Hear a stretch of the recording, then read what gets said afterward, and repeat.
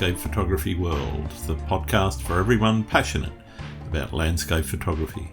I'm Grant Swinburne and I'll be your host on this show, talking to landscape photographers about their motivations, likes and dislikes. This time I'll be talking to William Patino about his photography career and what gets him going. William grew up in the coastal town of Wollongong, New South Wales in Australia, and has been a full-time landscape photographer since 2014. He now resides in the mountainside town of Te Anau in the South Island of New Zealand. Photography came into William's life around 2011, and it has helped him see the world differently, giving him a newfound appreciation for nature and the many intricacies that many overlook and perhaps take for granted. William's work is based around a deep reverence and awe of nature and the Creator, and it's this that he tries to express through his images. His love for dramatic light and atmosphere is a constant inspiration, and he enjoys the endless pursuit of these elusive moments and the freedom that is found within. Most at home in his adopted backyard of Fiordland and its mountainous landscapes, William truly enjoys rugged coastal scenes and being amidst the infinite greens of the rainforests. Exploration and weather plays a huge role in his photography, and he draws inspiration from exploring the unknown and those fleeting, spontaneous moments in nature. We discuss his methods of teaching in his workshops and online courses, the importance of being a business person first and foremost when it comes to setting up a photography business, and his sense of wonder at the world around us. I hope you enjoyed the show. G'day, mate. You're going really well. Thanks for having me. Oh, that's fantastic to have you on board. Definitely been a fan of your work for a little while, and very pleased that you've agreed to come on. So, my pleasure. Thanks. No worries. Why don't you start with how you got started in photography, and landscape photography in particular? Mate, photography in general goes back to about 2011. I went to Europe with my wife, and we just thought, we better get a decent camera for the trip. So we ended up buying like a Canon DSLR twin lens kit combo, one of those, little packages, which I'm sure people have seen before. That was one of my first packages too, yeah. Yeah, it was a 550D. So I grabbed that, and on that trip, I had depression at the time and was in a pretty rough place. And on that trip, it really helped a lot. And using the camera, I was pretty drawn to it straight away. But when the holiday finished, I kind of didn't touch the camera again. And then, to cut a long story short, I happened to download Instagram around that same time period when I just searched photography in the App Store. And I'd never heard of Instagram. Hardly anyone had back then, 2011. And when I downloaded that and just had a look at some photos, I was seeing a lot of landscape images, and I thought, man, that looks cool. That looks like fun.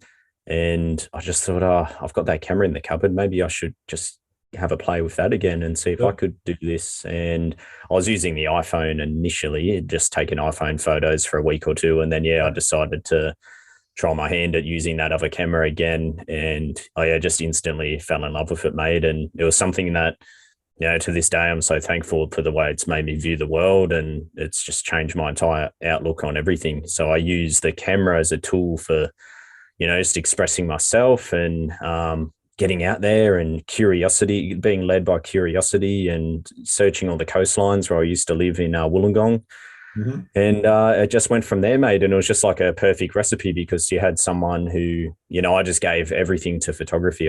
The first sunrise I watched, I was hooked straight away. And because I was in a bit of a rough place in life, just, from that mental health perspective, and the camera and just being outdoors and pursuing those moments was something that, started to bring me back to life again. And I just latched onto it with everything. And I was literally out there every day of the week. No joke. Almost every sunrise, every sunset, I just threw my everything into it. And it's been like that for, 10, 11 years now, more or less. Yeah, a lot of people I talk to talk about that sort of, it's their happy place or their relaxation place, or, their Zen moment, or whatever you want to call it. But I guess, what is it, do you think it is, that sort of drives that mental health improvement that comes from getting out and about and being outdoors? Is it just being outdoors and being out in nature, or is it something a bit more than that? I'd say there's a few factors. Like you just said, I think a big one is going back to nature and getting away from man-made things. I know you've got a camera in hand, but just quality time outdoors, which is something that civilization as a whole is doing less and less as we now live in cities and suburbia and rely on technology. So I think going back to something that's embedded in us, whether you think of that from an evolutionary perspective or a creation perspective, but then also the other part is, and I've thought about this answer quite a few times, is, when you're absorbed doing a task, particularly something creative, you get into what's called a flow state. And there's been studies done on what's called the flow state, and it's literally where a part of your brain disengages. And during that time, it's very similar to meditation. You can't think about anything else, and whatever that could be, whether it's personal issues at home, global affairs, whatever. You're just completely absorbed in that moment. And photography allows you to get into that flow state, so just like many other creative outlets do. So I feel like, with photography, when you finish doing what you're doing and you might get back to the car or get home and you feel like, oh, wow, like you've come out of that flow state now. And it is just like coming out of some kind of meditative state of mind. And I think that's what a lot of people might be experiencing as well. It's just that opportunity to disengage and just be zoned in on something so simple, but that allows the brain to finally just have a little bit of rest. And I think that there's huge benefits in that. And there is studies done, mental health studies on, getting in that state of flow, and you can do it cooking, playing music, whatever it is. It's all these creative outlets. So there's huge benefits in it. That's why I'm a huge advocate for just being creative in general, but particularly photography, because I know what it's done in my life and other people's, and I just think it's so great. Yeah, totally. And I'm certainly an advocate the same. It's certainly helped my mental health a hell of a lot in the past few years. And I'd recommend it to anyone, or any, as you say, any other creative pursuit that allows you to disengage. I think it's a really important thing to get into. Yeah, so, what's cool about photography or landscape photography is that going out in nature in itself, just to go for a hike or a walk, that is in itself a great thing. But then photography adds another level there where it could help you. Some people, they might find it hard to go for a walk, but if you've got the camera there, it just gives you that another reason to get out. And then you're looking at things at a smaller detail as well and taking your time a lot more. Photographers, we tend to do that, and then we enjoy the finest of details, and we learn to see those details, and the benefits that come from seeing the world in that way are just, unimaginable. It just goes on and on and on. And that's what I love, is that, even now the sun is slowly starting to set here. So I observe all the highlights on the clouds changing, the shadows getting longer on the mountains, all those different things. Whereas before photography, I just would never have even taken a second glimpse of that. Well, I think another thing, and this has come up a couple of times on the podcast, where people have said, they start to feel a little bit more attuned with what's going on around them, and not just at a micro level, minute to minute, or day to day, but also seasonally. So over, people know when astro season is. The astrophotographers are all out there, at 3 a.m, because they know the Milky Way core is going to rise at that time over that particular mountain or whatever, Exactly. So, it sort of gets you that in tune with what's going on around you. Yeah.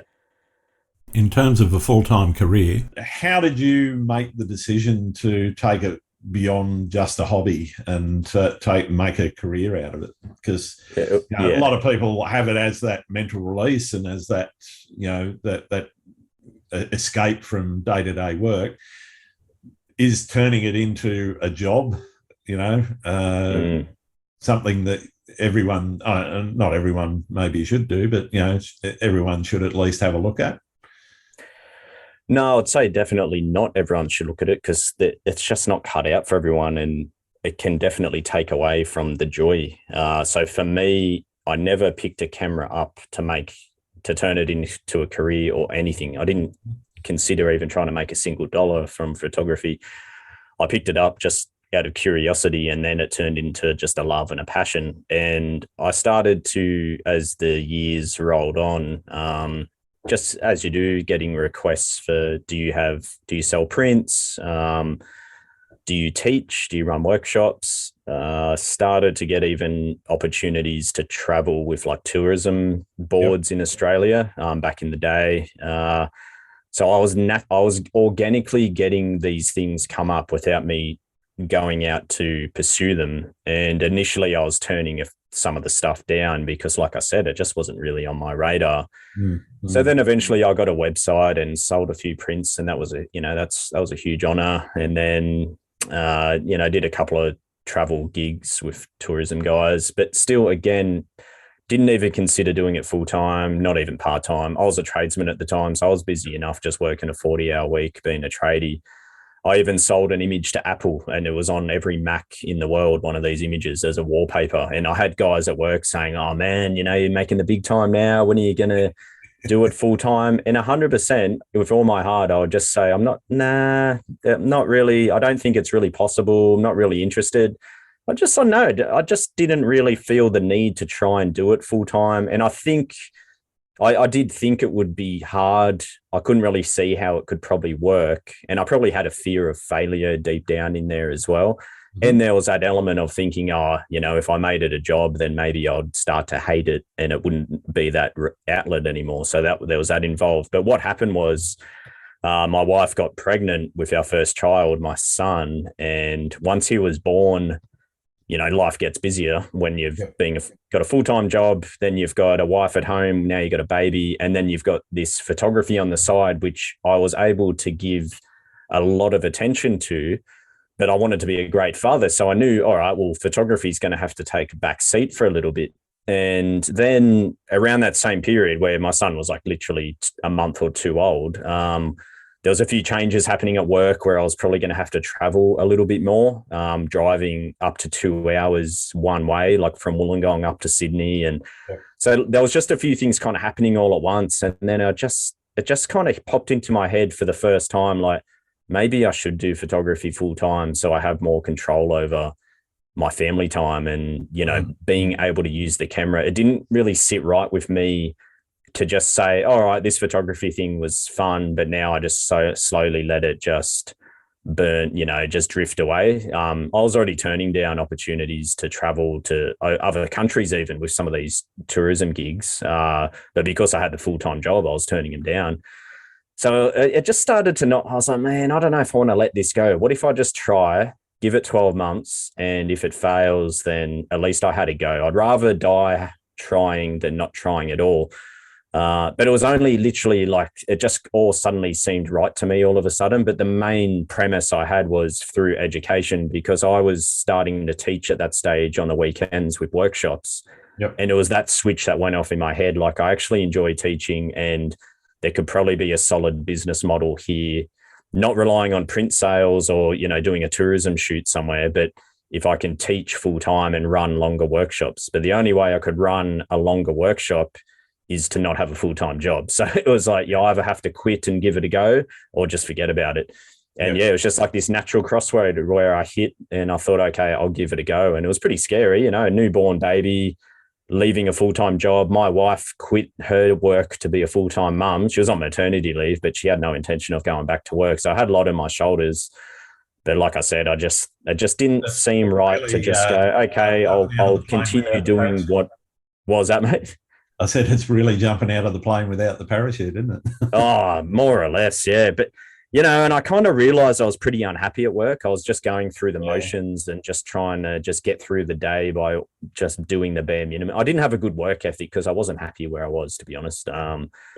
So I thought, give it a go. And it's been, almost 8 years now, and no looking back, and 100% no regrets whatsoever. And it's certainly, I work a lot harder now running my own business and providing for the family off something as landscape photography. It's not the easiest thing in the world to do, but just the drive I have to do this is just so different to where I was. And just even mentally, just every aspect of my life, I feel like has benefited from, just taking that leap of faith and I just feel like I'm a better man, to be honest, by doing it. But it is tricky, and it's sometimes I'll get people contacting me who they've barely picked up a camera and they say, all right, I want to make it a career. What's the first steps? And something like landscape photography, it's so different to commercial photography where, this is, to me, this is an art. It's more of an art. You're trying to make money from art, which is never an easy thing to do.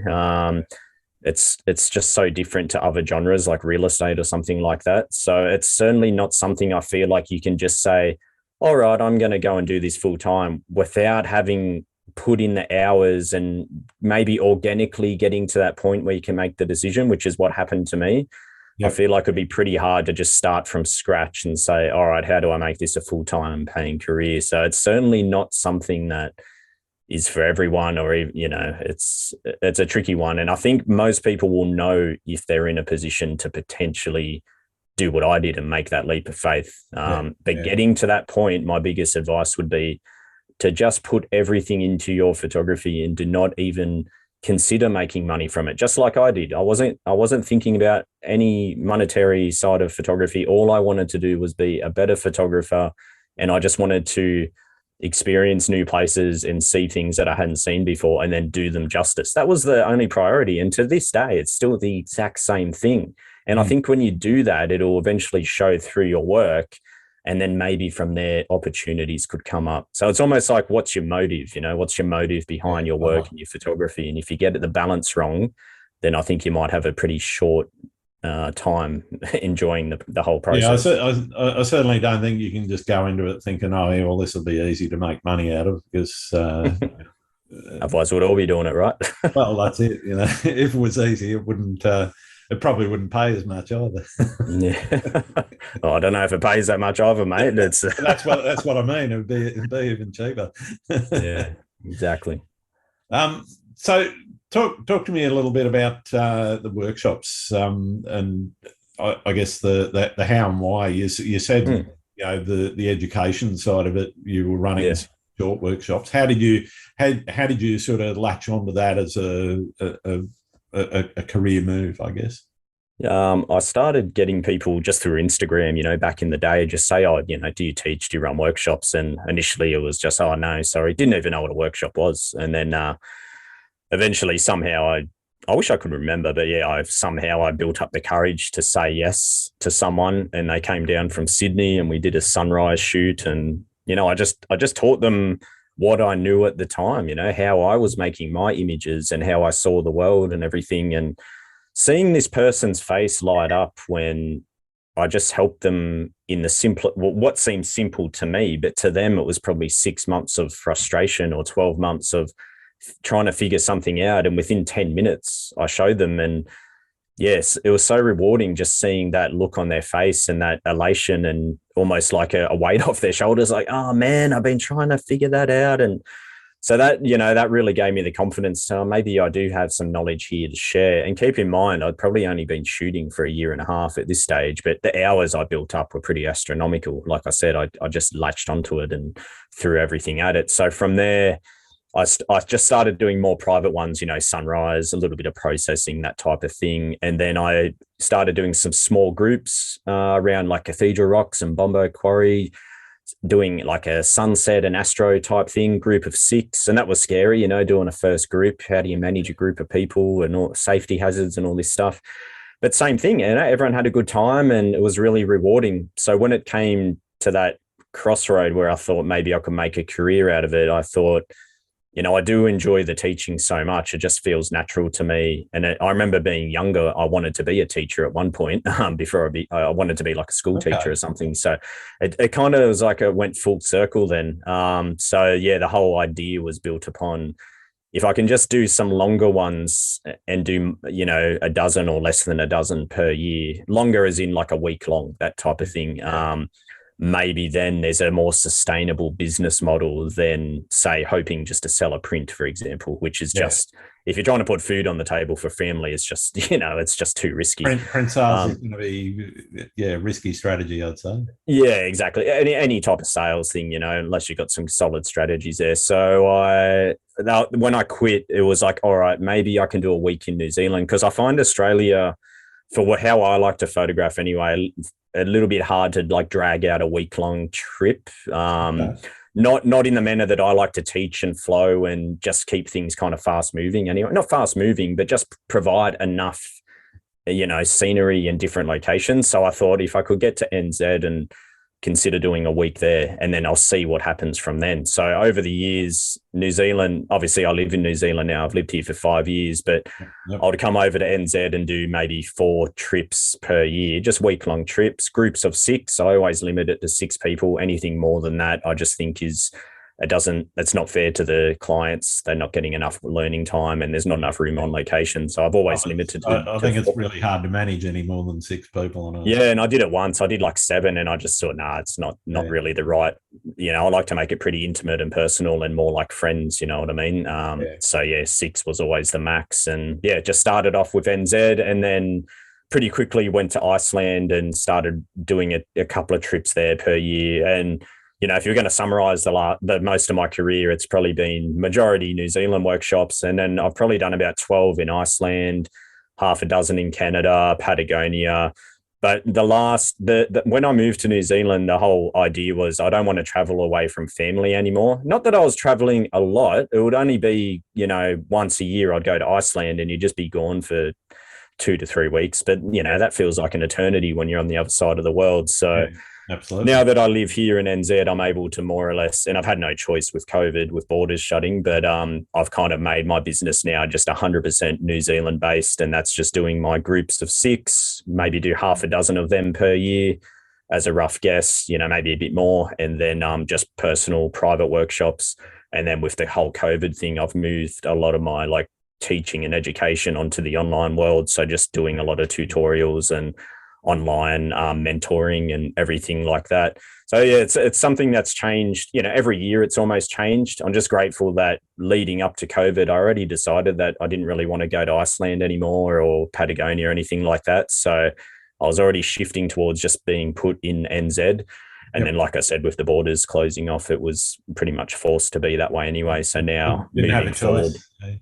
Don't have a choice. But moving forward, any international travel I do, I'd rather just take the family with me and just do it as a holiday, or maybe do the odd private trip or with a friend and do like just something for my own photography, just for portfolio or something like that. But I've always enjoyed the teaching and I just find it, like I said, pretty organic and rewarding, and just sharing special places and those memorable moments with people.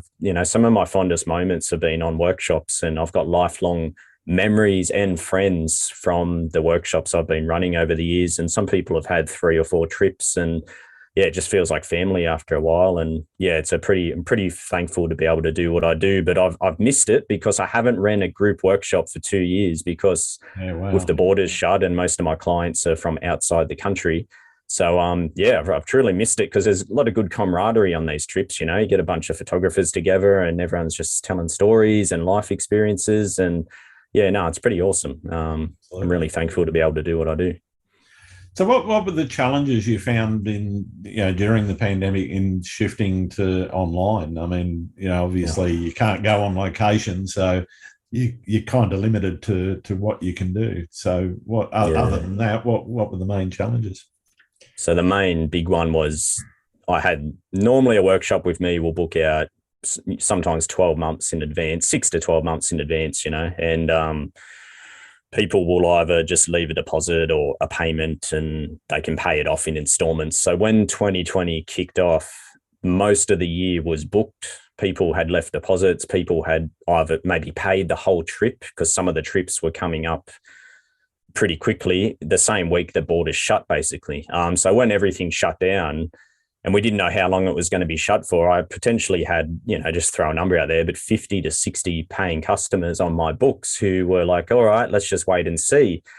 So it just became a game of, all right, let's push all the dates back several months. And then the borders are still shut. Let's push it back again. In the meantime, I have no income coming in because I'm not running these trips, and I'm not invoicing for any future trips because there's too much uncertainty. And my wife, she stays at home and looks after the kids and runs a household and everything. So there was obviously immense pressure there to figure this out. And then at the same time, and understandably, I'm having people that are booked in saying, I'll just have my money back now, thanks. And, things like that.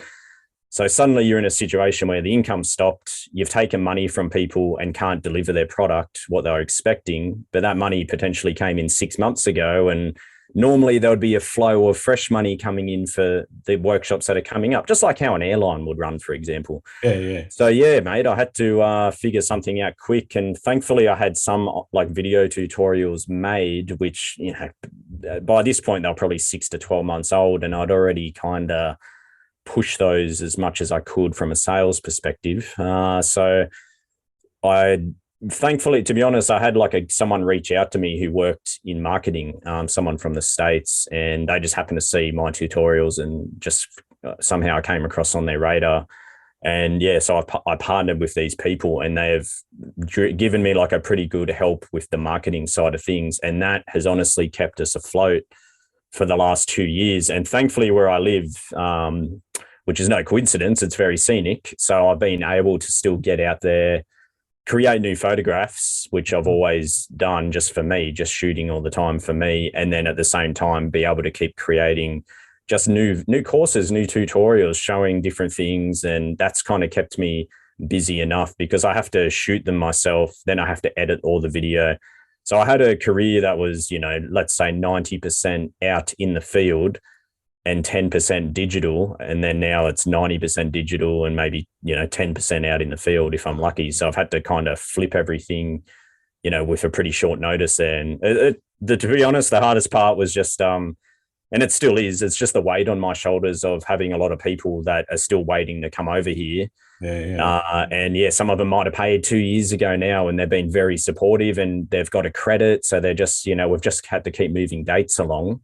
But it's just not nice, mate, just not being able to give people, absolutely, you know, their trip and everything. So that's been the most challenging part. And I'm not the only one in this position. Like every industry, one way or another, has had to do similar things. And I had holiday booked with our family for the Cook Islands. And yeah, we just got told it's a credit. And if you don't use it by this date, you lose it all. And yeah, so it's hard. And then just dealing with so many different people from different parts of the world who are also going through their own individual struggles, and they're saying, well, you know, they can't come now. And yeah, it's just been incredibly stressful. And even as of today, I've still had a bit of a stressful day just dealing with said scenarios. So yeah, it's been hard, mate. But look, I'm still here and I'm still somehow being a full-time landscape photographer. So I definitely can't complain. Yeah, I'm pretty grateful. And now when I'm making a tutorial, for example, when I talk to a camera, it's like I'm just talking to people, because I'm almost envisioning the people that are going to be viewing this later on. And one benefit of video tutorials is that anyone in the world can watch them, whether they're somewhere in Bangladesh or China or in the States. They may have never been able to come to New Zealand and learn from me one-on-one in the flesh or have a week-long trip, but now they're able to learn from home and apply the teaching. So it's been pretty rewarding. I don't get to see the look on people's faces now when they have that aha moment, but yeah, just to get words of support and feedback and messages from people who are, you know, just leaving kind words about some of the things they've learned. So yeah, it's still been pretty rewarding in that regard, but I definitely prefer not talking to a camera as much and just being out there with people hands-on. I definitely miss it. And now we've got borders opening as of next month and people can start to enter the country again and they don't have to isolate or anything. So hopefully this year we start to run some of these workshops again and just get the ball rolling, mate. Yeah, no, fantastic. Well, hopefully business will pick back up again and you'll be back where you were a couple of years ago. Hopefully. Yeah, it's just been a tricky one for everybody, and it's just an ongoing, evolving scenario. So just I'm someone that always tries to, you know, look at it from the other person's perspective as well. So I'm pretty sympathetic with people, but it's just really hard in just you know, so many variables involved. So it hasn't been easy. That's for sure. But thankfully, yeah, most people, they get it. They understand this is a husband and wife business here. I'm not a multinational corporation. That's just, yeah. Oh, mate. So in terms of travel and locations, what, you know, obviously, you know, you've got to be thinking about where to go next. Where next? For workshops, or you mean personally? Oh, personally or workshops? Yeah, workshops, I kind of stick to you need like permits here in New Zealand to run a workshop. You need them in most places, actually, whether people realize it or not. So Yeah. when I run a workshop here, or to even get permission to run workshops, you need to put an application in saying where you will be, what time of year, how many people, how many hours, all this type of thing. So when it comes to my workshops, I've got like a good, 24 type of locations that Yeah, I will right. float between. And I keep all my workshops, the itinerary is flexible. I don't book anything in advance. The landscape photography is all about pursuing the weather and the light, and Absolutely. you Yeah. got to be at the right place at the right time. So yeah, on a given workshop, the order could be reversed or all over the place in which order we see things, but I still have like basically like key regions that I concentrate on Yeah. for all my NZ stuff. So that's kind of pretty straightforward. And yeah, any other travel and shooting, look, I'm just so content here. There's so much wilderness here and areas that have not even rarely ever been seen by a single human, to be honest, let alone another photographer or anything. So if I have spare time, I'm just getting out here as much as I can. I just come down from a mountain today. I did a 30K hike last week. So sometimes, you could be putting a few hours in just getting out there. Yeah. Sometimes I'll do aerials, but there's just so much here still. If you said, all right, Will, here's a month and a bit of budget, where would you go in the world? I'd probably stay here in NZ because it's just where my heart is, and Fair enough. where there's just so many things that I still want to see and do here. I think potentially in 2024, I'll be up in Alaska and Okay. British Columbia with a mate doing some pretty remote wilderness stuff up there. But otherwise, yeah, there's not too much on the horizon. I'm really drawn to just things that I haven't seen too much before. Yeah. I don't really want to go and just replicate something that I've seen another photographer do. It just doesn't really drive me that much. So I'm more driven by just the unknown, the unseen. And that's even when I first picked the camera up, was the coastlines that I was walking along. It was just like, oh, I wonder what's around the corner here. And I'll just keep walking and then find some rock shelves or sea stacks or things. And I just hadn't seen the photos of them before, or just I didn't even know they were there. So it's the whole package for me, really. It's that excitement and that curiosity. It all factors into it.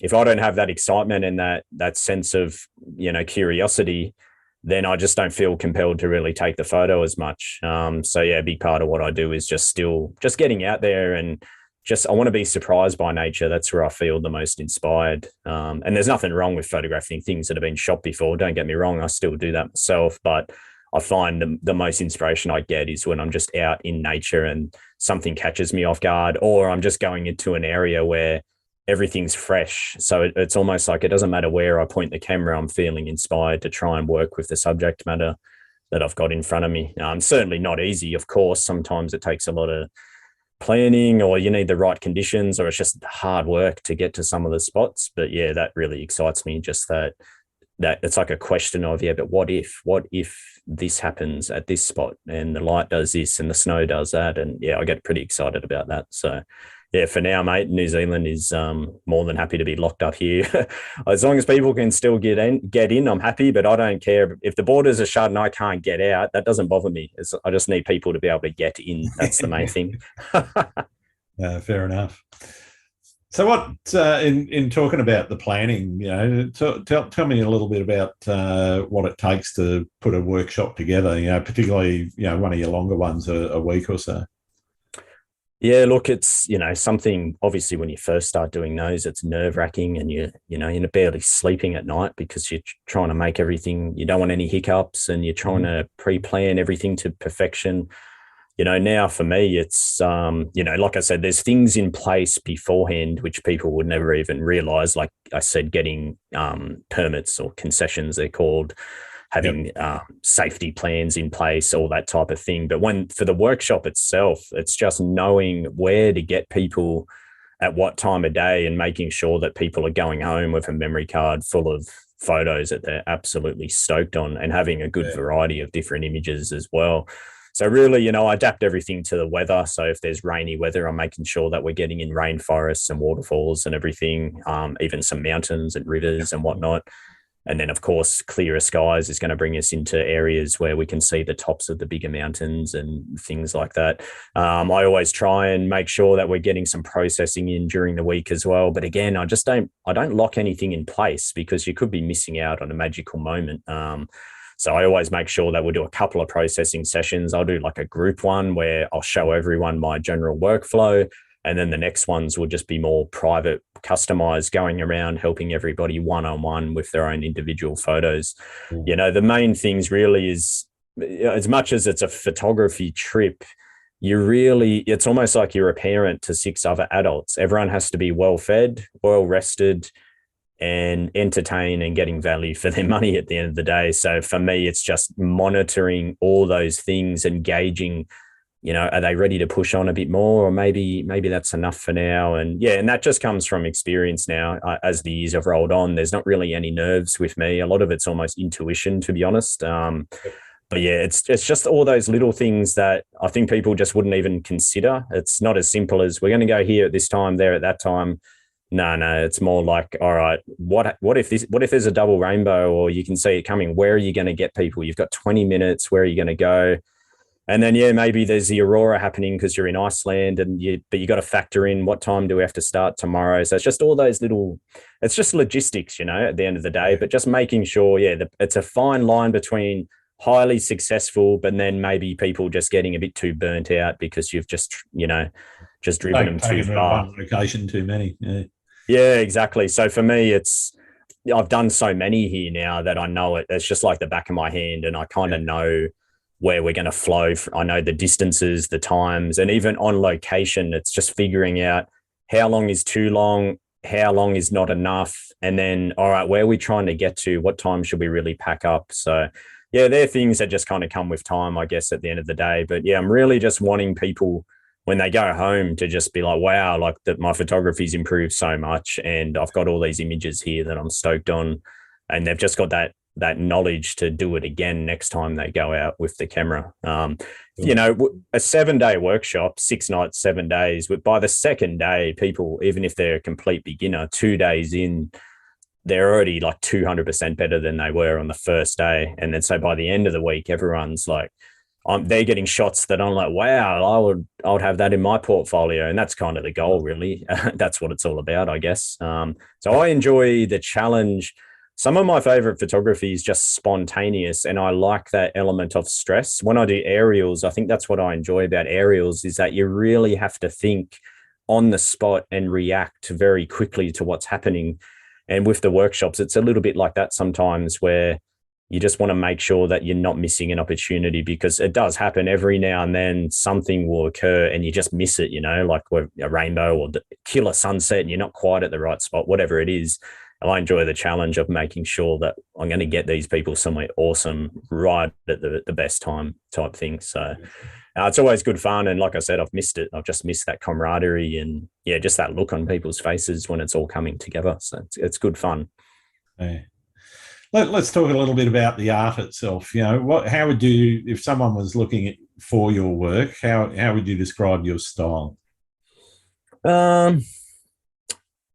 I guess, I always say to people, like, I don't try to take pretty photos. They're not like postcard pretty. I'd say it's more like evocative landscape photography. I wouldn't even say dramatic or moody, because it's not necessarily that, but it's something that evokes some kind of emotion. So maybe evocative landscape photography.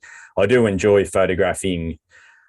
I like to photograph scenes that move me personally. If I don't feel like moved, like, that feeling you get in your chest where you're just like awestruck, in awe of what you're looking at, then I don't really take the photo. So I'm constantly pursuing those types of moments, those ones that are just like, oh man, this is, your hands are almost shaking. Mm-hmm. That's what I'm trying to capture. And it just turns out that most of the time that's some kind of big scene, whether it's big mountains, waterfalls, storms, big waves on the coast. There's some kind of element of power in there. Sure. When I have a pretty spiritual connection, just in general, but when I'm in the landscape in particular, so that, I guess that sometimes channels through the work. There's just a reverence for the creation there, and I'm trying to express that through the imagery. I'm not trying to I don't want to take a postcard photo. I'm trying to take the best moment in a given location and put my thoughts and expressions into that image. I know that's a pretty long-winded answer, I guess, but ultimately it's landscape photography. It's landscapes, but Yeah, there's something if I look at my work, or like I said, or I'm in that moment, if I'm just not feeling it from a deep down in the chest type thing, then no one will ever see the photo, or it won't be taken in the first place. So yeah, I like those moving moments that really kind of just strike you in the heart. That's what drives me. Yeah. So in terms of that, thing that gets you going and gets that feeling in the chest, what are the things that you're looking for in a location that are likely to sort of trigger that with you? The biggest factor is weather. It's just amazing how much the weather plays a role in my photography. Whether it's something as simple as, all right, we need the right light hitting this area of the location, or it could be I need the wind to be sweeping up the waterfall, or the wind to be blasting the snow sideways. It could be rain. I like to photograph in the rain because it does some pretty amazing things here in Fiordland where I live. They're the things that initially, like that would be the biggest role, I guess, is weather. That's the biggest factor, really. So every day I'm just looking at the weather, and I'm looking at it not just for the current day, but for the week ahead.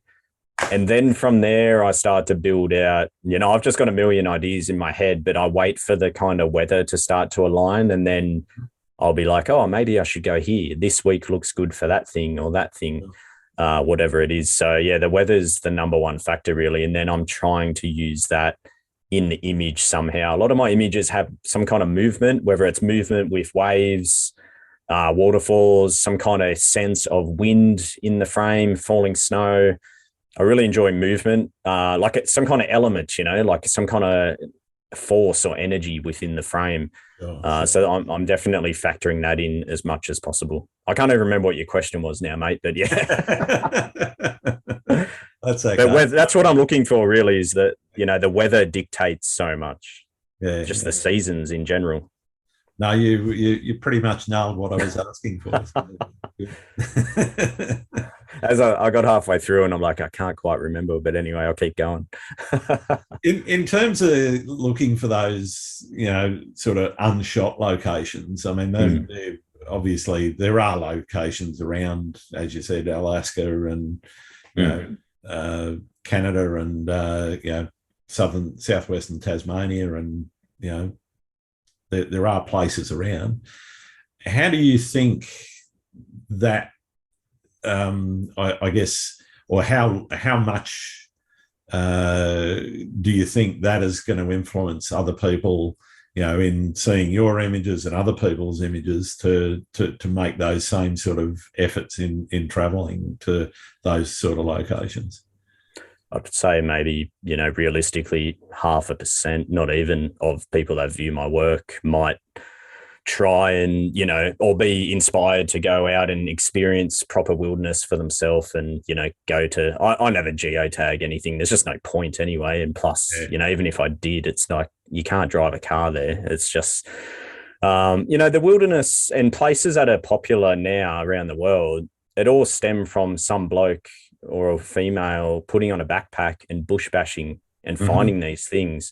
Yep. And I was on a trail today, and I'm like, I think when you're near a trail, you should definitely, not blatantly start to blaze marks going off the trail, because a trail gets a lot of traffic. And once you walk off the trail and it's evident that you have through your footprints or something, then it inspires others to do the same. You see that in Iceland, any hotspot, you can just see where people have left the trail. And but at the end of the day, if we remove wilderness and the sense of exploration, then now nature is no longer an escape. It's just like being in a city where you can find to sidewalks and if you can just drive up and park next to it, it's not. And if you get in trouble for going off and bush bashing, going in the wilderness, like that's what it's all about. It's that experience, and you got to do that hands on and get out there. So for me, like I said, the inspiration comes more natural when it is typically something I haven't really seen before. And if people, say, wow, I want to go to that spot, then I welcome it, because they're going to have an amazing experience if they can get there, or if they know where it is, for example. And another person going to, the problems arise where you're getting thousands of people per day or per month or something like that. And I just can't see that happening when it's proper wilderness, there's no risk because it's just too hard. It's more the hot spots, like say Milford Sound, for example, where you drive right to the car park and it's right there, and they've got a boardwalk there, and you can go out on the foreshore, and that's all. That's great. But when it involves now, and that's why it gets a lot of people. Like say Iceland, every photo you see of Iceland is just parking the car, and it's basically right there. Yeah. And that's awesome. That's good. That old DC3 that's in the middle of a farmer's field that you got to walk near. Yeah, now you have to walk to it. Yeah, exactly. It's like a 40-minute walk on nice flat ground, nice and easy to get to. I can't blame them. And surprisingly, people they're pretty happy to still put in the effort to get to that. But once, obviously, if things get a little bit harder, it's just not for everyone. Maybe you don't have the fitness, you don't have the time. So that's why I feel like, the places that are pretty hard to get to, those that are willing to put in the effort or seek it out, then go for it. But I feel like there's pretty little risk in certain things blowing up if the effort's too high and getting. It's more like if it's pretty close to a hotspot, and then you've clearly made these, innumerable tracks, and it's only like a 5-minute walk. That's where something starts to become the next big thing, and then maybe the landscape gets trampled and ruined. I'm pretty big in leaving no trace and everything, but when it's in the actual backcountry, like you have to actually climb up and use trees and shrubs and everything like that. But I think it's when we're in those highly populated tourist icons, that's where particularly you need to just think about your actions. But ultimately, if it's photographed a lot, it's easy to get to, and that's fine. That's just what it is. Yeah. What do you think about the stuff, and have you seen evidence of it as well, where people are sort of, it is a hot spot, it's been oversaturated on Instagram and so forth, and it's just flocking people there that may not necessarily have the same leave no trace ethic. There's been many cases of that. Have you seen any evidence in some of the locations you've been? And I'm just interested in your thoughts. On the influence that social media has had on that accessibility. Yeah, you see it in I don't know, like it's not. I haven't seen too much here where it's like there's been stuff left in the landscape. Like let's say the Wanaka tree, for example. Like I've been there in the past where there's been 45, 50 people, and they're just all there doing the same thing. They're just admiring the scenery. But then when they walk away, it's typically all fine. I think in Iceland, some places you go to and like there'll be a little chain that you can just step over, and then everyone steps over it. So now you've got 4 footpaths instead of the one original footpath. So that starts to damage the overall landscape. And look, at the end of the day, I guess my attitude towards that is if you're that desperate to create a fresh image, don't go to the icon and think it's special by walking an extra 5 meters closer than everyone else. That's not unique. That's not art. That's not creative. That's just you putting in the most minimal effort to try and take something slightly different. And I get frustrated with that, because go to these icons and enjoy them from the proper spot. And then if you have a desire to do something unique, then go somewhere unique. Doing it at these other places, it just creates more problems. And that's the world we live in now with social media. It's not even actually photographers anymore. Like, let's say like landscape photographers, it's just social media, people with iPhones, which is everyone, with a smartphone. It just fuels itself. And then someone goes, I want to get a better one, or I want a selfie with no one behind me, so I'm going to step over the line. That's a lot. Mainly that's who I see is creating the problems, is just general tourists, actually. Look, at the end of the day, what can we do about that?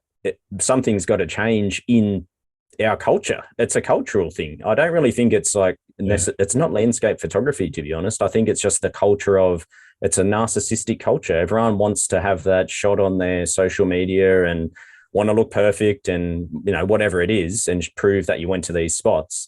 And then, one person takes an extra step, and then someone takes, and then people die. There's places where, unfortunately, we know even in Australia, there's places that I photographed in Australia. Here's an example.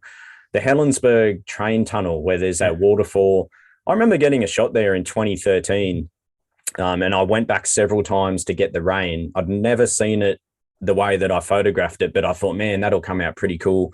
And I got this image and, got bombarded with where's this? And I didn't reply to anyone because I knew, you tell someone where it is, it's just going to get out of hand. But sure enough, someone eventually finds it and then they want to tell people so they get props for it.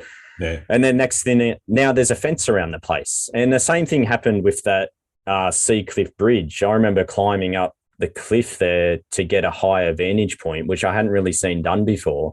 Yeah. And then unfortunately the shot went viral and then everyone says, where's that? How do you get up there? And I didn't answer anyone. And then, 2-3 years later, someone eventually dies and it's become, this big thing. And I guess where I'm going with that is it's a dilemma then where it says, okay, should I have never done it in the first place? Because I was never in the wrong doing that type of thing. I just went by the curiosity thing, I want to try get an angle of this. I think that'd be cool. And I did it and I didn't mention where it was, but unfortunately that then inspired others. So that kind of loops back to your original question. And now what I do with my photography is the shots are not in spots where people could go and do it anymore. Whereas, I guess in those areas, it is still, it's still in a highly populated region where, in hindsight, like I just wouldn't shoot that stuff anyway now. But in hindsight, I guess if you do something like that where there's a lot of people around and other enthusiasts, then it's probably going to eventually lead to that type of scenario. Whereas the photography that I do now, I just feel like, there's no, even if one person went out there, you might get one and that's it. And it's not going to cause any impact or any harm or anything. So it's a tricky one, but just to tie it back in, I think the biggest issue is just the social media culture we have and people want to get the trophy shot. Yep. And like I said, it's not actually photographers. It's mainly just tourists. I've seen it happen time and time again here and Iceland where people will get out of the bus and they'll run up to the waterfall and they'll run right to the front and then they'll turn around and take a selfie. And they actually haven't even looked at the landscape yet. Like they actually haven't stood there and gone, wow, really look at this. It frustrates me. And, oh, mate, that's why a lot of where I take people now is not too many of those spots anymore because I don't like being around. I don't like witnessing that. It's just sad to see. And it's a tough one. And then, what's the role as us as landscape photographers then? It's like the damage is almost being done by other people now. So it's tricky, mate. It's just a cultural thing. And it's been good to have the borders shut here for a couple of years to maybe ease up on some of that pressure. But I don't know moving forward what can be done about that stuff, unfortunately. I don't know as well. And I've sort of, I shoot around Sydney. So, you go to Tarameta Beach or somewhere like that. Well, it's not hard to find. But I've noticed down there's a lot more traffic than Tarameta normally would have. It's a small, secluded sort of cliffside beach that it's not that it's hard to get to, but it's a little bit more effort than, say, Narrabeen, which is just around the corner, just on the other headland. But there's I saw it happen at Cathedral Rocks, mate. When I remember going to Cathedral Rocks, and I would be happily surprised if there was another photographer there. It was like, wow, you're a photographer too? Like, it would shock me to see. You'd spark up a conversation, and then, the last few years that I was living over there, you'd almost have to turn around because it was that busy that you're like, oh, there's no point. I'm not going to be able to actually line up and get an image anywhere. And part of it to me is also just the enjoyment of the experience. I look at places in America, in the US, there's places now where you've actually got to get a ticket and you line up. Moab National Park, for example, some of the Antelope Canyon and all those sorts of things. You got to get a ticket, you got to line up, and to be honest, and you're basically on a time limit. Here's your time, and you've got to get there and do your shot and then get out. And it's kind of. But you can see why that's in place, because it is that busy. Absolutely. But then you say, well, who's at fault? And really, no one's at fault. It just happens to be everyone wants to. Everyone got it. It's a tricky one. Like it's almost like a ethical type thing. It's like, well, what do you do? It's a hard one, mate. Yeah. Even a Cradle Mountain in Tassie, you've got to get that shuttle bus to the car park, and even here in Fiordland, they have toyed with the idea of doing a shuttle service to Milford Sound, and not letting self-drive like camper vans go in there anymore. And yeah, it's sad to see that happen. But then, like I said, it's like, well, everyone's just trying to do the same thing. They just want to see a beautiful place. Everyone's entitled to do that. No one's really in the wrong.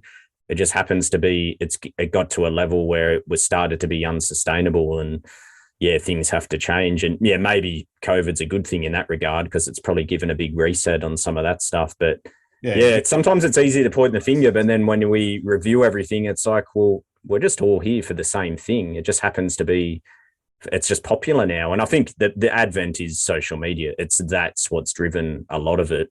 And like I said, the majority aren't even actual landscape photographers. They're just there because it was on social media and they want to get that shot on their thing.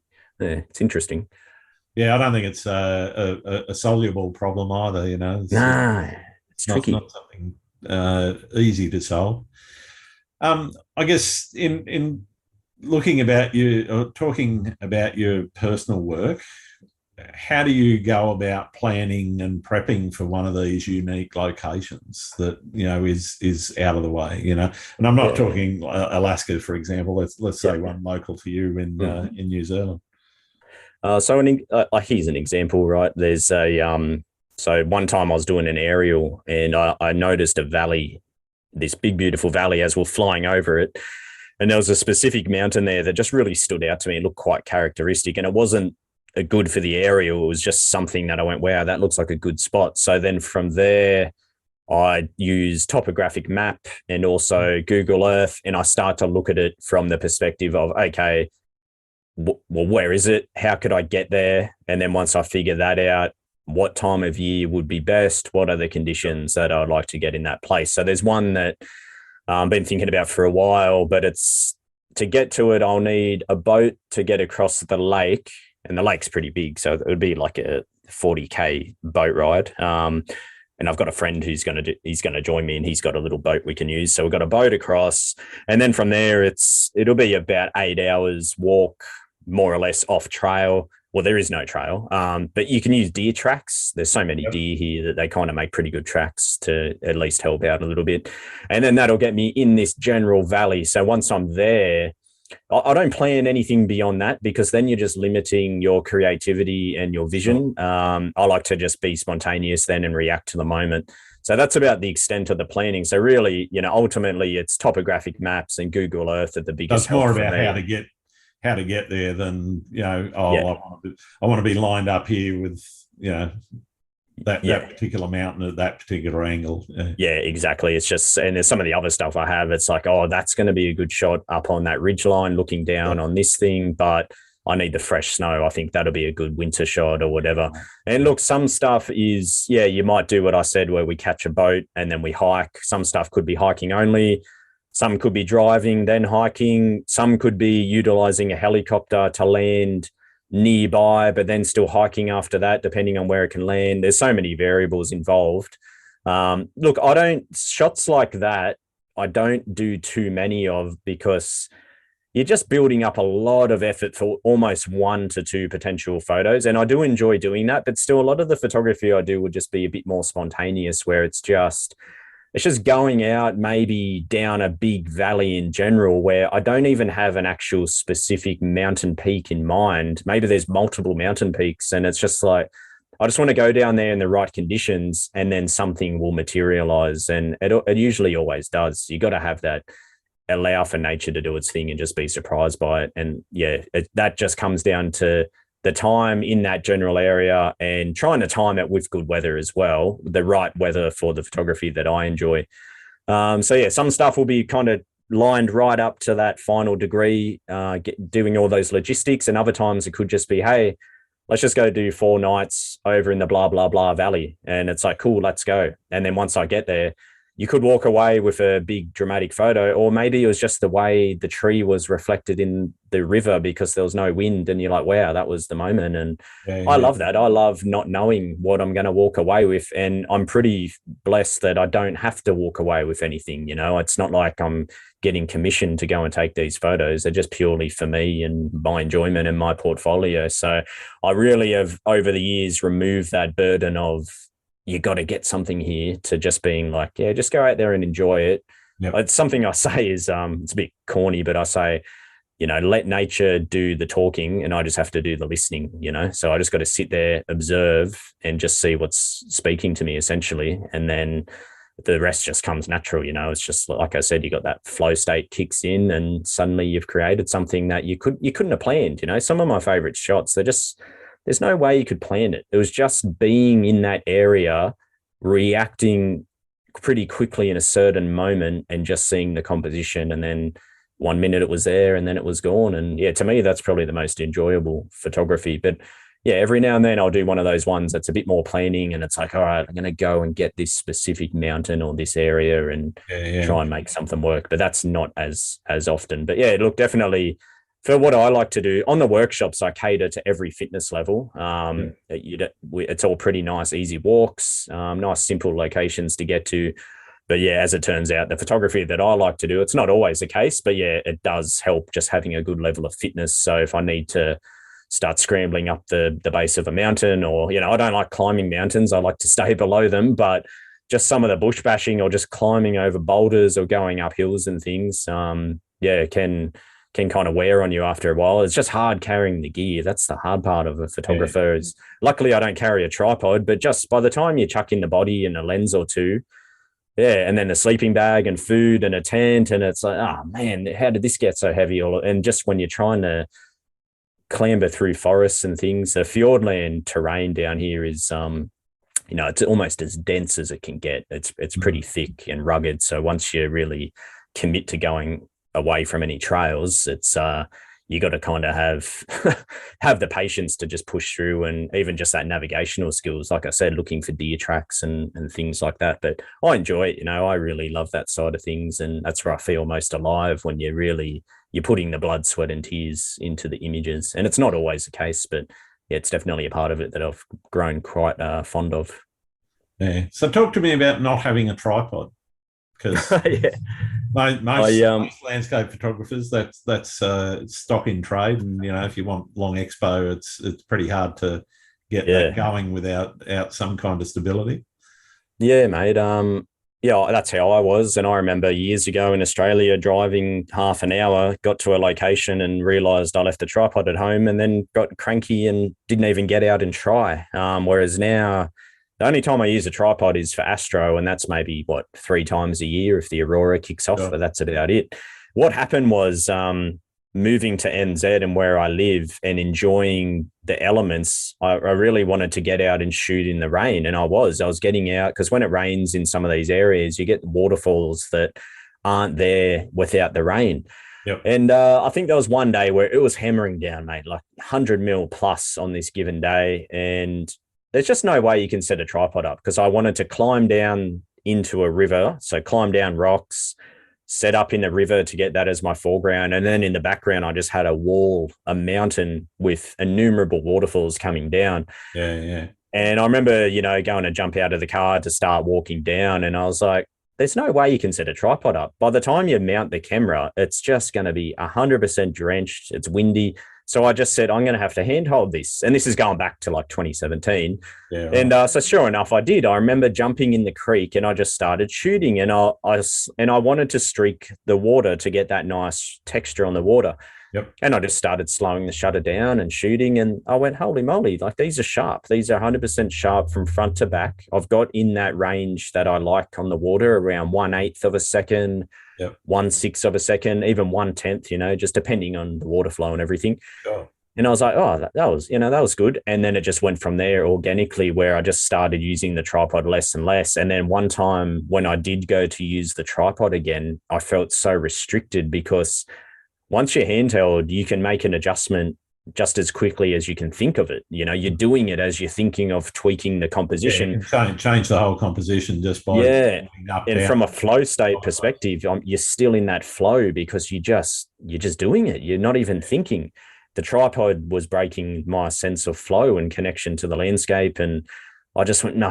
And I remember like getting the tripod, because it was in a forest, this particular one. I was trying to get a sun star, lining this shot up, and it was like the second you lined it up, the sun moved, and then the sun star wasn't there. And I just went, no way. And I just haven't used one since, like I said, unless it's astro. And I've just figured out what my thresholds are with shutter speeds. The thing is, if you like doing astro, yep, you got to have a tripod. And if you like doing blue hour long exposures, yes, obviously you need a tripod. But I love light. The key element in every photo of mine is good quality light, typically.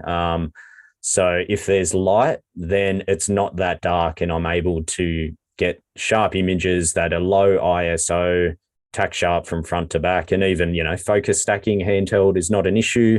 You just don't bounce around like a maniac, and it's easy. You just do it. So I've just developed my own little workflows, and these are the things that I put in my tutorials, for example, of just how I do it, why I do it, and yeah, for me, the whole point still is just that creative freedom that I get out there. I couldn't do it without a mirrorless camera. So the mirrorless cameras have like the inbuilt image stabilization. Yeah, so the body stabilization plus. Yeah, in body. Yeah, exactly. So that helps you big time. If I'm on a DSLR, then no way, I can't get down that to the speeds that I need to be at. But I started shooting mirrorless in 2013. And then it was around like 2014, 2015 when the stabilization came into the bodies. So yeah, it's just been something that I've just been able to do ever since. And yeah, no looking back really. And I'll show people on my workshops, and if they've got a mirrorless, they're like, wow, and it kind of frees them up.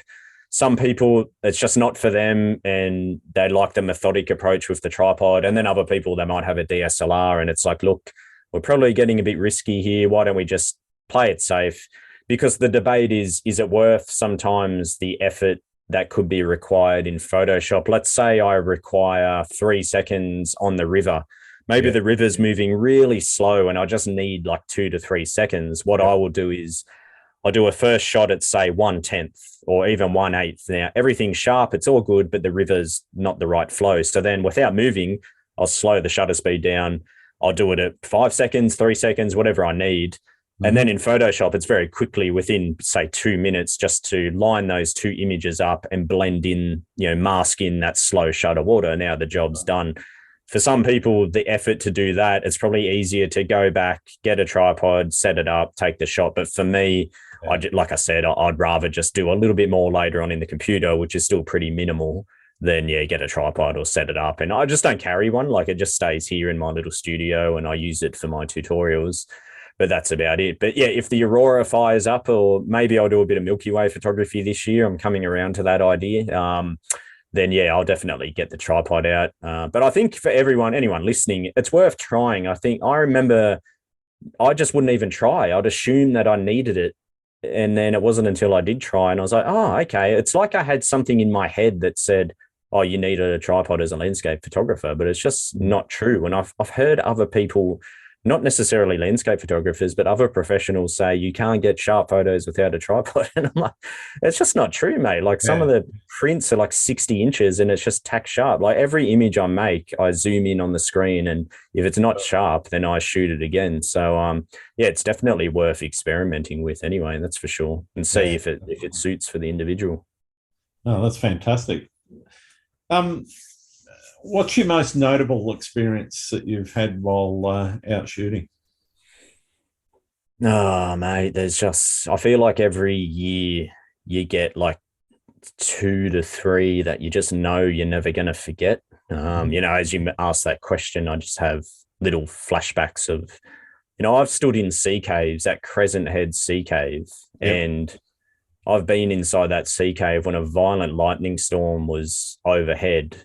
And I just sat there and continuously shot exposure after exposure, admittedly on a tripod, actually, back then, because I had to for this lightning shot. And knowing that the lightning is going to come, it's going to be right outside this cave. And then minutes before that happened, a rainbow formed on the horizon. And I was like, wow, would you look at that? Like there's, the storm must be clearing, and this big bow appeared.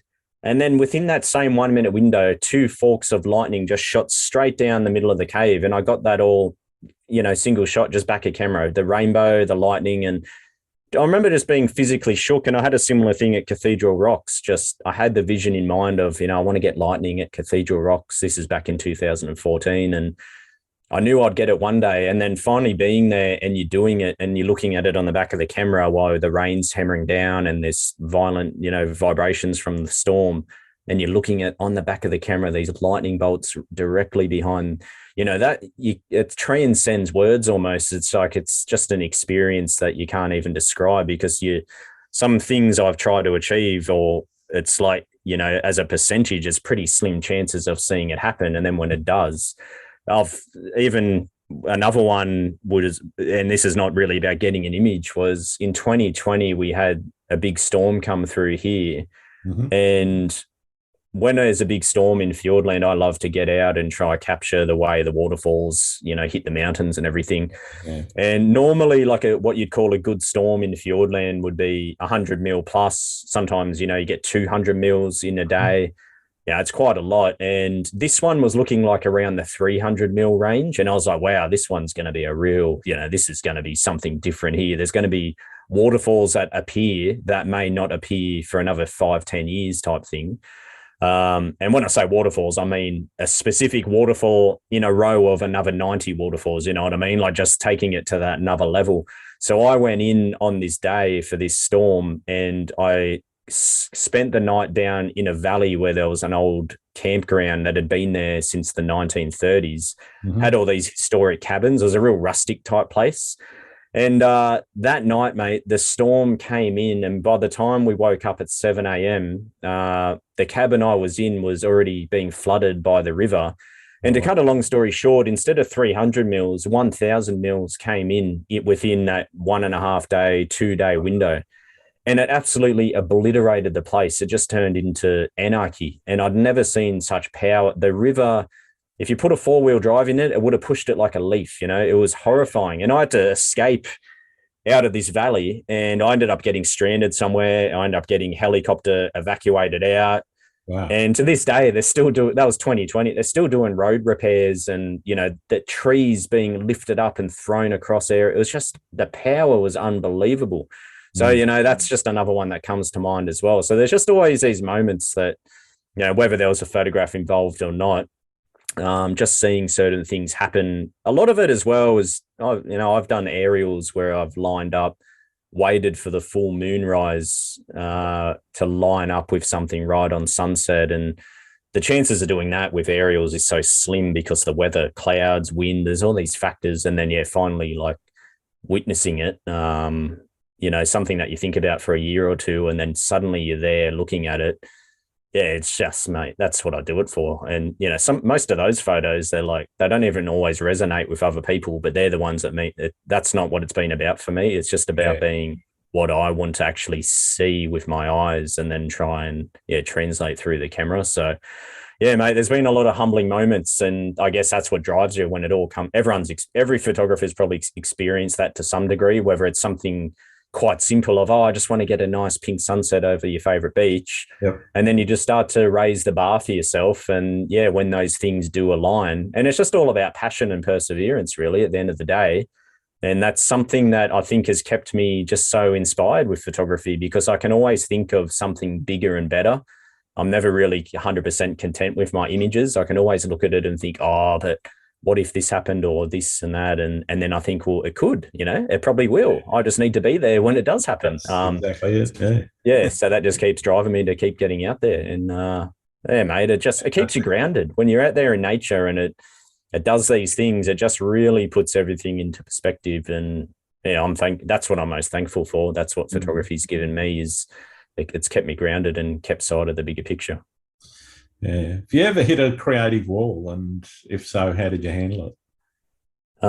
So, yes, a lot of people ask that one, because I know, like, a lot of clients, they maybe go through that. They won't touch the camera for months and months. And look, I've very rarely, I don't know why, very rarely have had that. The only time I had that in 10 years or more was, mate, it was probably a year or two ago. It was just, I don't know, it was, with the pandemic and everything. And yeah, it's just, it's a bit of a mental health factor as well. I just started just wasn't feeling it anymore. And yeah, it probably only lasted like 2 to 3 weeks. And the other thing that was happening was, I remember this now, actually, sometimes with my photography, when you've been doing it this long and you're trying to raise the bar and just trying to always better, you're not content. You just want to keep getting better and better.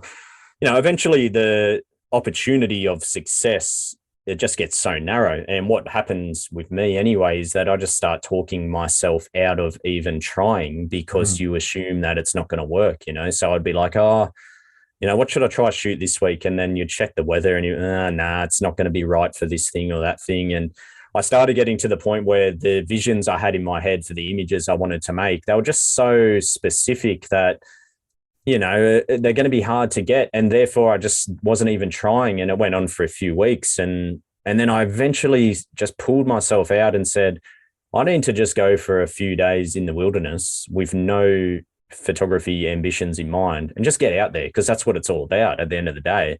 So I did that.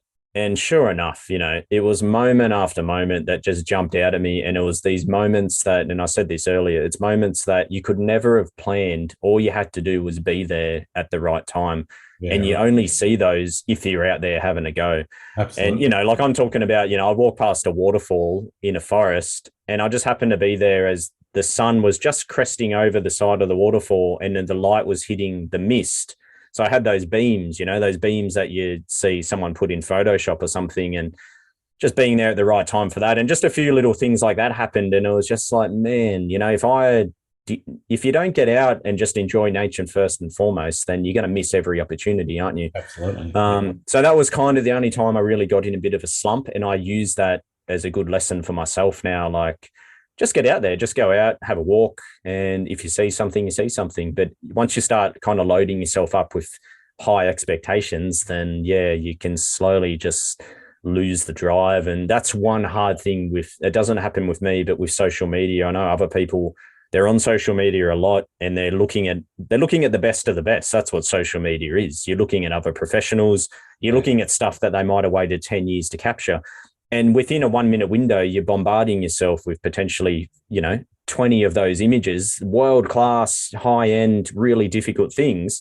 So, of course, when you put your phone down, you're probably going to feel a bit flat, because it's like, well, how can you compare with that? And and people compare themselves too much, and social media can get the better of people. So that's something years ago I could see that how that happens, and I've never really used it too much from an inspiration perspective or anything, because it can lead to burnout pretty easily. I think the best thing you can do is just get out and enjoy the scenery that you enjoy, with or without the camera, and then I think the inspiration will tie back to you. But if you're looking for external inspiration all the time, it doesn't last. The best inspiration's got to come from within. And I think it comes from within when you're connecting with what matters to you the most. And as a landscape photographer, it's going to be something out in nature. It can't be on the screen. It's just, that's so temporary. It's just going to be, it'll burn off in 30 seconds. You've got to get that connection going with what it is you love and what drives you. Yeah, totally agree. There's nothing worse, I think, than getting into that thought pattern of, I'll never be as good as so-and-so, or, comparing yourself to somebody else. Those comparisons, I've always sort of said they don't mean anything, because everyone is at a different stage in their photography journey. And, some people are faster learners, better at picking things up. They may have an edge because they've got better skills in Photoshop or whatever than somebody else, And some people have more time. Some people, they can go out every day of the week. There's so many variables, and it's, it's just, and unfortunately people compare. Yeah, exactly. And people compare, you see school kids do it. They compare, I don't look as pretty as that person. And we got to remember, at the end of the day, social media is a highlight reel. You're only seeing the best of the best. No one's seeing the hardship that goes on behind the scenes. And when it comes to something like art, photography, even music, it's like you should have something you look up to and aspire towards, but you're on your own individual journey. And we all start at the same point, which is at the bottom. And then from there, you forge your own track. And I think, too much comparison, you start to, instead of forging your own track, you just start to walk around in circles, and then you've just lost sight. So I always say to people, just remember why you picked the camera up. That's what this should still always be about. And that's why I said earlier about when it comes to doing it as a career, I say to people, just if your motives are right, then things will come. But if the motives are, kind of tainted with other ideas, then it could be walking uphill most of the time. So, and it's a delicate balance. It's easier said than done, not comparing too much. But the best thing you can do is just unfollow or mute people, like you just got to be honest and say, when I look at this stuff or whatever it is, how do I feel? How do I truly feel? Do I feel uplifted and inspired, or is it just kind of making me feel like I'm not good enough or I'm never going to be able to achieve certain things? And if it is, then just turn it off. We have the power to do that. And for me, a big part is just, and people probably think I'm a snob, but I just don't follow that many people online because I'd rather just go to someone's website, have a look properly, take my time. It's full screen. That's where I want to view someone's work, or in a book or something. But when it comes to social media, it's like, it's just not the right resolution. The display's wrong. There's so many factors there that are wrong. So I think it's a tricky one. It's good to connect with like-minded people and share your work, but it's a juggling act. You got to be careful how much you consume. Anyway, I'm going on a rant about it. But no, it's good. It's a good rant, and one that I wholeheartedly support too. Even my wife, she's not a photographer, but she'll just delete Instagram or Facebook almost every week and just delete it for a week and then put it back on because, she just like, we just get sucked into looking at stuff that maybe you didn't even want to look at. And then now you're thinking thoughts that it's like, why am I thinking about this now? And it's pretty crazy the way it all works. So I think, just taking control of what we do. And I know for me, every few months, I'll just delete apps off the phone and just don't have them on there. And to be honest, I don't really miss them. I have to force myself to get back on there. But I think it's healthy to kind of have that reset and just be present in the moment. You notice that you're a bit more in tune with everything when you do that. It's just, everyone's different, but just getting that right balance, I think is pretty healthy and is key to keeping your inspiration at the highest it can be anyway. Absolutely. If you weren't a photographer, what would you be? Oh man, I don't know. Like when I was a tradesman, I was an air conditioning mechanic. So it was a lot of electrical work. And now I just don't like doing much hands-on stuff around the house. I'm happy to employ someone else to come in, and I'll do electrical stuff around the house. But when it comes to building things and painting, I'm just like, I'll get someone else in, like that's their job. They do their thing. I'll do my thing. And if I had to do something else as a career, I know, with the pandemic and everything, I had a mindset of, whatever it takes to put food on the table, I'll just do it. I've got to provide for my family. And I've got a mate who does a lot of different work here. He's a pilot part-time, but then he does a lot of work in the national parks here. They have a lot of traps which help trap like predators that harm the native birds. So rats and stoats and possums and things. There's thousands of these traps. And one of his jobs is going out and bush bashing and creating these trap lines so then other guys can come in and lay the traps. And so he gets to go out in nature and spend a week at a time in these remote areas.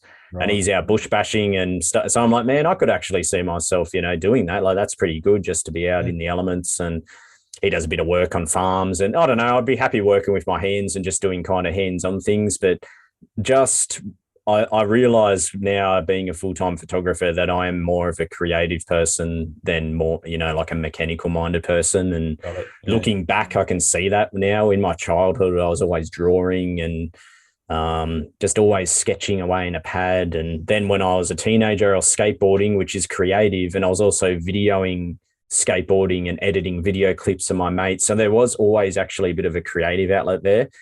I don't know. I don't really know the exact answer, but I think it would have to be something creative to some degree. But at the same time, I wouldn't mind being hands-on. I don't know. Going around in circles here, but it's a hard one to answer, to be honest. It's tricky. I know my soul I'd be crushed if I couldn't take a photo again. Yeah, if I couldn't, and just, I've got a lot of freedom with this, to get some of the images.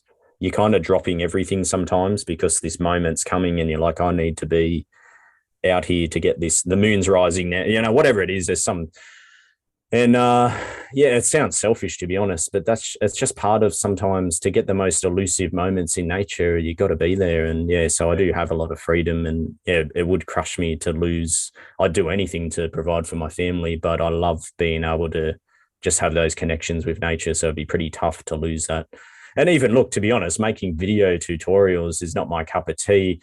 I don't mind being out there talking to the camera and doing it, but I really don't like getting home with 30 gigabytes of video footage and you got B-roll and then you got to add music and then you got to add captions. And it's like, man, I'd rather outsource that, but I'm just not really in a position to do it. So, even at the moment, a good portion of my job is, I couldn't say I love it per se, but I'm still grateful because it does allow me to still be creative and everything. So, anyway, that's enough on that, rambling on. No, that's fine. What do you like to do when you're not out shooting? I just love family time, to be honest. I love, I'll go in when the kids get home at 3. I'll make sure that go in and have afternoon tea with them and just play toys or wrestle them. I take my son likes fishing, so we'll go fishing. Just being outdoors is really fun. We went for a family hike the other week and the kids did 9Ks and we stayed in a hut overnight and then we did 9Ks back out and it was like, wow, how rewarding. That's really fun to do. And I just love the simple stuff. That's what photography's done for me. Just stripped it all back. I'm not big on movies. I don't play video games or anything. It's just, I just want to be out looking at something nice. I'm at home. I'm always the instigator of, come on, let's go. We're going to go do this thing. Like that hike we did, we only decided that at midday. I was like, come on, we need to all get out. And because I could tell my wife kind of needed a bit of time out there too. Yeah. So I was like, come on, let's go. The kids will be right. We can do this. I'll pack the bags and we'll be right. We'll get to the hut before sunset and then off we went. So, I just enjoy nature, being outdoors. And I've actually done a little bit of hunting as well. There's a lot of deer here, which was, it's not native. And unfortunately, the deer decimates the forest because that's what they eat. So there's a big pest control thing here with the Department of Conservation is trying to, they got to keep the number of deer at a certain level when it gets too high. Yep. I've got a lot. Hunting's pretty big where I live, and I went out hunting. I haven't eaten meat in years, but when it's something that's going to actually help the landscape from a conservation perspective, I was pretty open to it. And I've gone out hunting a couple of times. And just going out and like trying to stalk an animal, and that's pretty cool. It's actually quite exciting, even if you don't. Obviously, you don't have to shoot the animal or anything, but so that's quite fun. So shoot them with your camera. That's it, mate. Yeah, exactly. That's the goal, actually. I'd love to try and incorporate the Kia into my images, the wild parrot here, but to get a deer, it's amazing how smart these animals are. They can smell you from a mile away. But that's a goal, to get like a deer in the grand landscape would be amazing. So anything outdoors and with the family. I really don't do anything myself. I like going to the gym. I'll go to the gym each day. I like to lift weights and stuff, but otherwise, it's just, all right, let's go chill somewhere and throw some stones down the lake or something simple like that. Yeah. Cool. So I guess starting to wrap up, I've got a couple more questions for you. Are there any photographers out there that you think I should be talking to? Have a chat with my cousin, Warren Keelan. He's an ocean photographer that lives in Wollongong, where I used to live. He's got a gallery there and he's been a professional longer than I have. And he's good. He's a good talk, and his images are amazing, beautiful ocean images. And he's I've followed Warren. Warren, yeah. So it's I don't get to catch up with him much because when we do, it goes for like 3 hours, and it's like, oh, whoops, didn't plan for that to happen. But when we do catch up, it's just he's got a similar mindset to me, and it's cool. I like talking with people that have been in the industry that long, like even myself, where you've just seen so many different trends and phases, and it's just always interesting just to kind of sit back and observe. And so Warren's good to chat to. I know you spoke with Jeff Freestone recently as well. I know Jeff, he did a workshop with me years back, and it's been good watching his photography blossom. I don't know, mate. I'm not sure, to be honest. It's like I said, I don't have my ear to the ground too much with landscape photography. I just don't need to look at it too closely. But yeah, look, all I know is the standard of photography now is just so high. When I see images from places that I used to photograph years ago, I'm like, wow, look how that guy shot this. And the level of knowledge and learning is, really it's just so much more accessible too, isn't it? More accessible, and just the internet and people like me putting tutorials out, for example, it makes the learning so much easier. When I learned, there would have been YouTube around, but it didn't cross your mind to look something up on. Like I never did that. I learned old school, just trial and error. Yeah, the University of YouTube. Yeah, exactly. I just remember going out and just pushing buttons, and then every now and then I'd run into somebody and they'd be like, "Oh, put it in AV mode, mate, and you'll be able to get a." And just random tips like that. That's kind of how I learned, and then just applying it and getting it wrong and going, okay, how do I problem solve? But yeah, now it's like, or even like I said, you could do a workshop and within a few days, it's like, that's the look I get on people's faces where you can Yeah. see they had 12 months of YouTube University going around in circles. And then you show them hands on in a few hours and they're like, finally. And yeah, so the level of learning just seems to be a lot higher. It's been pretty cool just to see, the standard. Like I know you had Ben Mays on. Some I talked to Ben a little bit. You should get Dylan Fox. He's over in WA. Okay. I talked to Dylan a fair bit, and he's got a pretty cool eye and just a nice collection of images. He does a little bit of everything, and I think he does it quite well. And he's been around for some time too. Just on the side, just doing his thing. And yeah, so Dylan Fox would be a good one to have a yarn with. But no, look, it's exciting. It's a good time to be a photographer. And when I do see the standard of work out there, particularly when it's something fresh, like from something I haven't really seen photographed before too much, it's like, wow, well done. Like that is just really unique and it's good to see. But look, as I said earlier, I'm just an advocate for people being photographers in general, just because of the way it can really just make you appreciate life and things so much more. So I don't care if someone goes and shoots the same thing 500 times over, like I did back in the day. I'd shoot the jetty and the Wollongong lighthouses all day, every day. And it's like, that's great. Gets you outside, get some fresh air, and you get those creative juices going. So it is good to see that. But it is, honestly, it's a bit overwhelming when I'll see a name that I've never even heard of, and then I see their portfolio, and I'm like, oh wow, like this is world class. A few years ago, this would have been the best images you could ever make. It's so common to see that now, and like you said, it's just so accessible. Yeah. Even with travel before COVID, it was so easy for people just to travel here, there, and everywhere, and go to all the places and get amazing photos. It's just the era that we've kind of been in. So it is nice, though, to see. One of the best eras to be a photographer in, to be honest. Yeah, it is. And as I said, I think before we started recording, even when it comes to camera gear, it's like you almost can't go wrong now. It's everything really high end. And people always ask me about gear, and I just say to them, look, every brand now pretty much has something that's going to be awesome. You can't really stuff it up. But I remember years back, you could make a very costly mistake years ago if you didn't get the right sensor or something. But now they just tick the boxes. The technology's come so far. So that's good. It's definitely a good time. Although I will say, not a good time to order stuff online. I've been waiting about 4 weeks for a lens to come. And a lot of holdups with the shipping, but yeah. All right. I've got one last question, and for many photographers, it's one of the most important issues that we can talk about. Do you like pineapple on pizza? Nah, mate. Nah. That's offensive to me. Okay, fair enough. My kids love it and my wife, but no, pineapple for me that's like a dessert type. That's a sweet. I don't like sweet with savory. No, keep it separate.